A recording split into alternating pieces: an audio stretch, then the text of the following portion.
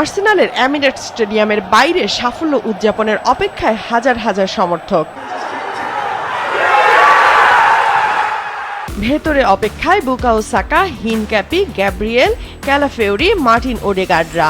Bournemouth আর Manchester city ম্যাচের শেষ বাঁশি বাজার সঙ্গে সঙ্গে ২২ বছরের লিগ শিরোপা জয়ের আক্ষেপ ঘুচল গানারদের।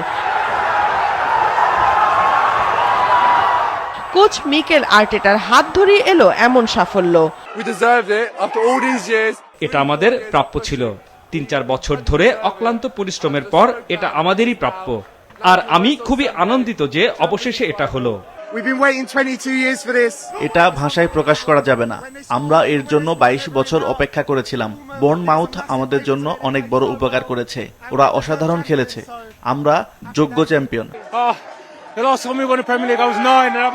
শেষবার যখন আমরা প্রিমিয়ার লিগ জিতেছিলাম তখন আমার বয়স ছিল ৯ বছর। সত্যি বলতে আমি খুব খুশি।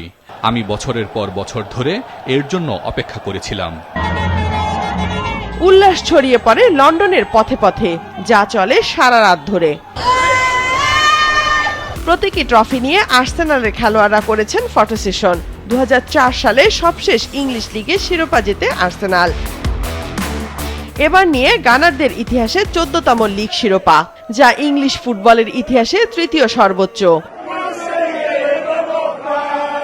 এদিকে ম্যাচে ৩৯ মিনিটে বোর্নমাউথে জুনিয়র ক্রুপি গোল করেন। শিরোপা সম্ভাবনা টিকিয়ে রাখতে যেখানে ম্যান সিটির দরকার ছিল জয়, সেখানে ইনজুরি সময়ে আর্লিং হালান্ডের গোলে হার এড়ায় তারা। ৩৭ ম্যাচ শেষে আর্সেনালের ৮২ আর ম্যান সিটির ৭৮ point. Congratulate Arsenal. Arsenal, Mikel, backroom staff এবং সমর্থকদের এই প্রিমিয়ার লিগ জয়ের জন্য অভিনন্দন জানাচ্ছি। এই জয় তাদের প্রাপ্য ছিল।